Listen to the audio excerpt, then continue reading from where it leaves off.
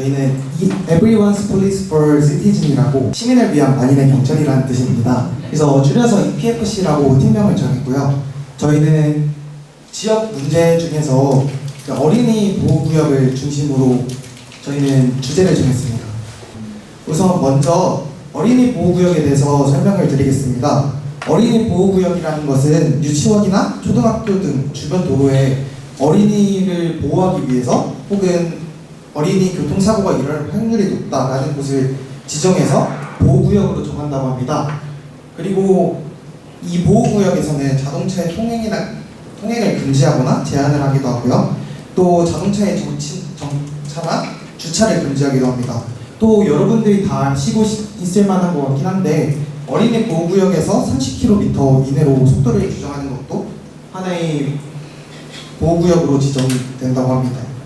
지금 매년마다 꾸준히 10,000명 이상씩 교통사고가 발생을 하고 있다고 합니다. 그리고 또 이거는 시간대별로 정리를 한 내용인데요.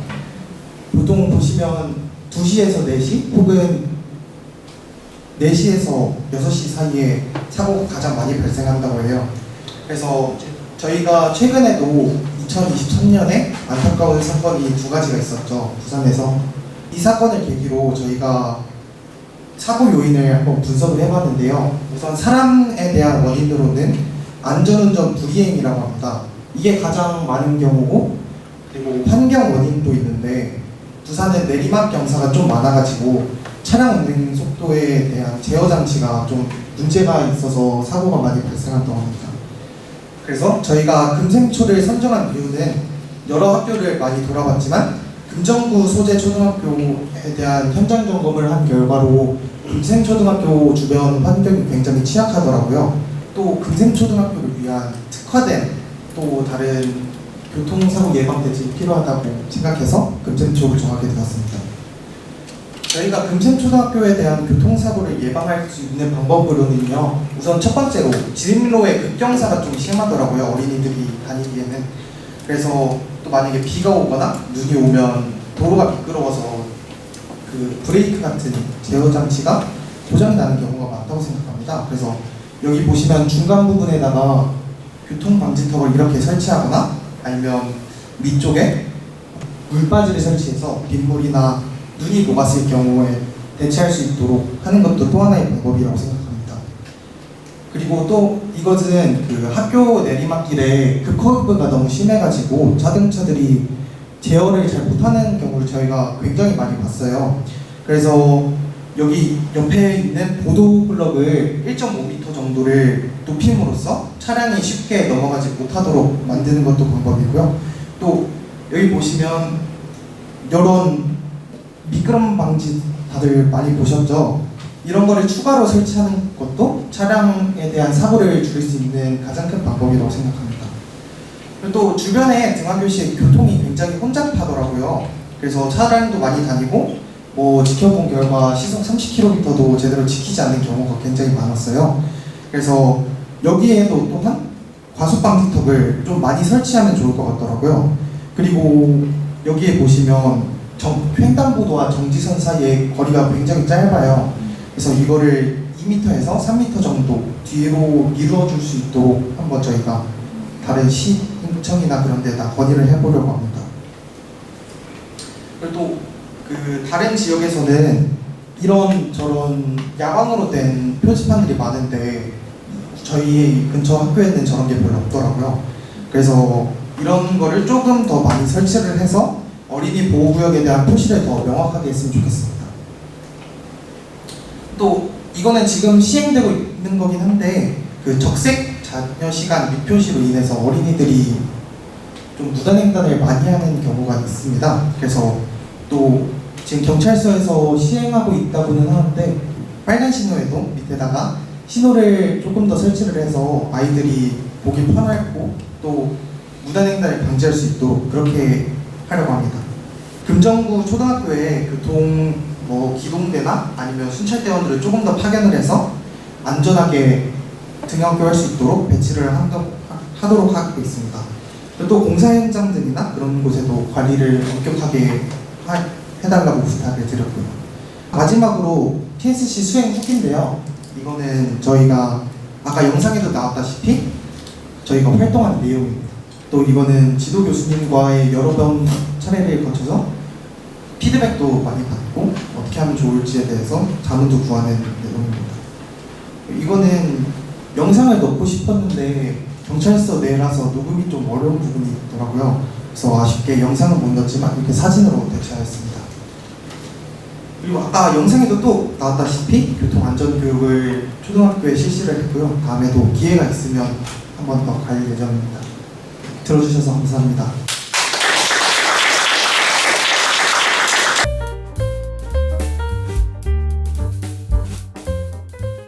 안녕하세요. 이탈리아과 김영채입니다. 지금부터 골목식당팀 발표 시작하도록 하겠습니다.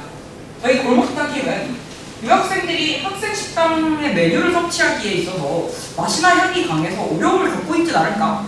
라는 의문에서 유학생들의 학생식당 이용 시 겪는 불편함의 유형을 세 가지로 분류해보았습니다.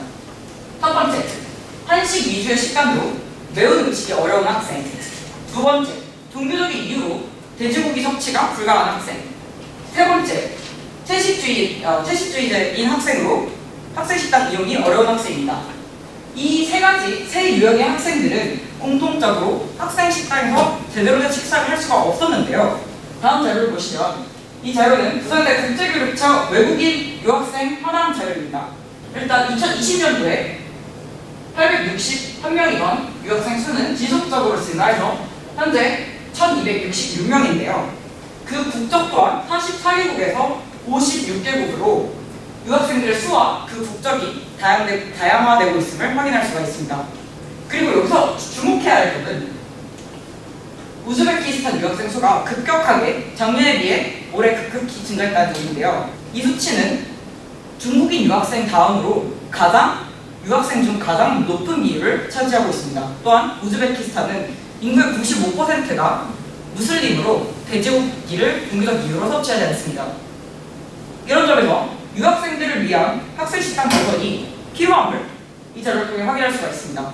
골목식당 팀은 이런 문제에 대해 유학생들의 학생식당 만족도와 유학생들이 학생식당에서 문제를 겪고 있음을 이에 대해 개선하는 것에 대해서 어떻게 생각하는지에 대한 질문을 던지면서 설문조사를 진행했습니다.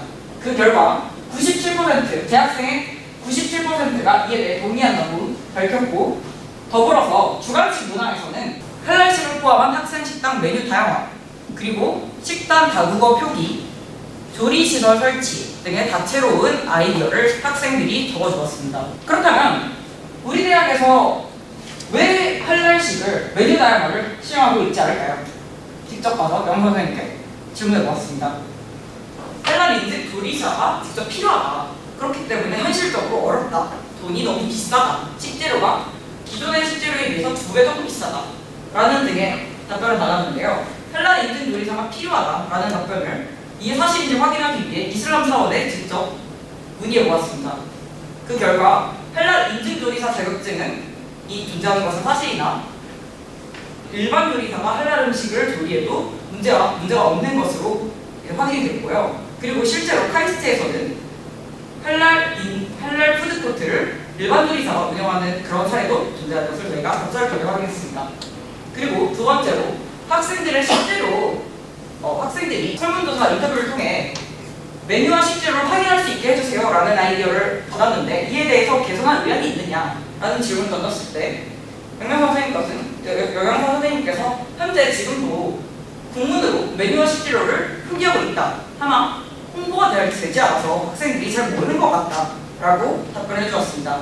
이 점에서 보았을 때 이 부분을 외국어 대학의 인재들을 활용해서 번역을 한 다음에 다양한 언어로 정보를 제공하고 이를 홍보해야 할 필요성 또한 그런 가능성 또한 확인할 수 있었습니다. 이러한 배경을 바탕으로 골목식당 팀은 세 가지 해결 방안을 제시합니다. 첫 번째, 학생식당 개선. 두 번째, 교내 조리시설 설치. 세 번째, 기존의 휴게실을 글로벌 푸드코트로 재탄생시키는 방안입니다. 학생식당 부분은 우선 비빔밥 메뉴 고정화와 식단 및 식재료 번역 서포터즈 시행이고요. 비빔밥 같은 경우는 이미 각자 이제 재료가 분리되어 있는 메뉴이기 때문에 고기를 제외하고 섭취가 가능한 메뉴라는 점에서 무슬림 학생들과 채식주의자인 학생들도 섭취가 가능합니다. 또한 고추장 같은 이런 소스를 본인의 기호에 맞게 첨가한다는 음식이라는 점에서 채식주의자인 학생들 또한 섭취가 가능하고요. 그리고 할랄 식재료가 가격이 비싸서 도입하는 게 어렵다면 비빔밥과 같은 평소에도 실행 가능한 가끔씩 운영하고 있는 메뉴를 고정 메뉴로서 고정시킴으로써 유학생들의 불편함을 해소할 수가 있습니다. 네, 두 번째 식단 및 식재료 번역 서포터즈 개설 같은 경우는요. 기존에 국문으로만 제공되는 메뉴와 식재료를 외대 학생들이 직접 번역을 함으로써 키오스크와 이제 그 부산에 공식 어플에서 직접 확인할 수 있도록 게시를 함으로써 서비스를 구축한 것입니다. 식단 번역 서포터즈 시행 방안에 대해서 구상을 해보았는데요. 일단 첫 번째로 외국어 교육센터에서 영어 번역이 가능한 학생들을 1기 서포터즈로 모집을 합니다. 그리고 아홉음식에서 국문 식단 재료를 제공받아서 서포터즈 학생들이 기존 국문 메뉴를 영어로 1차적으로 번역을 합니다. 그 다음에 2단계에서 아홉 키오스크 관계자와 협조를 해서 식권 구매 시 바로 메뉴와 식재료를 국문 및 영문으로 확인할 수 있도록 업데이트를 합니다. 그리고 식단 표기 글로벌화에 대해서 만족도 조사를 실시하는 겁니다. 유학생들과 학생들이 이에 대해 만족을 하는지, 이게 실질적으로 도움이 되는지 여론을 수렴한 다음에 4단계 유학생들이 많은 국가 수로 중국어, 일본어, 베트남어 순으로 2기 서포터즈를 모집을 해서 번역을 한 후 또 이 자료를 업데이트를 해서 키오스크와 어플에서 바로 확인할 수 있도록 도입을 합니다. 그리고 5단계 특수 외국어 번역까지 이 외국어의 대상을 확대하는 것입니다. 두 번째 해결 방안으로 교내에 호텔 조리시설로 탈바꿈시키는 것입니다. 이 사진은 현재 아이돔 402호에 있는 일본어과 호텔 트랙의 실습실입니다. 내년에 자유전공제가 됨에 따라 호텔 트랙이 사라지는 정보를 화사무실의 문의를 통해서 확인했습니다. 그렇기 때문에 아이돔 실습실은 공식이 됩니다. 이런 점을 감안했을 때 기존에 아이돔 호텔 조리실에 냉장고와 인덕션, 전자레인지 등을 추가 설치를 해서 학생들이 직접 요리를 해서 식사할 수 있는 공간을 만들다는 취지입니다. 교내에 조리시설을 설치했을 경우 잉여 공간을 활용한다는 점에서 예산을 일단 절감할 수가 있고요. 그리고 조리시설을 활성화했을 때 주방전된 프로그램까지 활용할 수가 있습니다. 외국인 학생들 같은 경우에는 결국에 음식을 직접 섭취함으로써 고향의 향수를 회수할 수가 있고, 외국인 학생들 같은 경우는 다른 나라의 음식을 직접 먹어보고 직접 요리해봄으로써 문화와 외국어를 체험할 수 있는 새로운 공간의 장을 마련하는 것은 그런 효과도 기대할 수가 있습니다. 그렇다면 과연 조리시설을 설치한다고 한들 학생들이 과연 이용을 할까요? 라는 의문이 드시지 않나요? 그래서 학생들에게 직접 물어봤습니다. 부산외대의 외성생활관 기숙사에는 조리시설이 설치가 되어 있는데요. 그중 72%의 학생들이 주 3회 이상 이용을 한다 라고 답을 주었고요. 주간 컨텐츠 프로그램을 개설했을 때 이용을 하겠냐 라고 물었을 때 63%가 이용을 하겠다, 같이 참여할 생각이 있다라고 긍정적인 여론을 확인을 했습니다. 부산대학교와 동아대학교 같이 실제로 교내에 조리시설을 설치를 해서 성공적으로 운영하고 있는 대학 또한 존재하고 있는데요. 세 번째 해결 방안입니다. 교내에 현재 A동 휴게실을 글로벌 푸드코트로 재탄생시키는 것입니다. 우선 첫 번째로 수요조사를 통해 학생들의 수요조사를 통해 어떤 세계 각지 음식을 먹고 싶은지 조사를 합니다. 그리고 두 번째, 학생들의 수요조사를 바탕으로 음식점 섭외 교내에 입점시킵니다. 이 부분에 대해서는 저희가 이슬람사원 측에서 할랄 음식점을 도입하고 싶다면 그쪽으로 도움을 주겠다라는 그런 협조 또한 저희가 받아왔습니다. 인턴블로 학생들을 활용을 해서 부족한 인력을 충원할 수도 있고요. 그 다음에 키오스크를 설치를 해서 인건비를 축소시킨 다음에 이러한 가격 경쟁력, 그러니까 그 푸드코트 음식에 대한 가격을 낮출 수가 있습니다. 학생 식단의 메뉴 다양성 부재로 인한 유학생들의 건강 악화를 주제로 조사를 해보았는데요. 이런 문제를 해결하면 우선 궁극적으로 유학생들의 건강이 증진되고 그로 인해서 학생들의 만족도가 상승하고 상승해서 좋은 평판으로 이어진다면 교내 유학생 유치 활성화에도 기여할 수 있을 것이라 분석을 했고요. 글로벌 인재 양성이 우리 대학의 교육 목적이라는 점, 그리고 학생을 섬기는 대학이라는 교육 철학을 실현하려면 유학생들의 학생 식당 이용 어려운 문제를 해결을 해야 하는 것이 정말 중요하다고 분석이 됩니다. 우리 대학은 부산 외국어 대학교입니다. 외국어 대학교인 만큼 다양성을 포용하고 선도하는 글로벌 대학으로서 거듭나야 할 것입니다. 이상으로 골목식당팀 발표 마치겠습니다.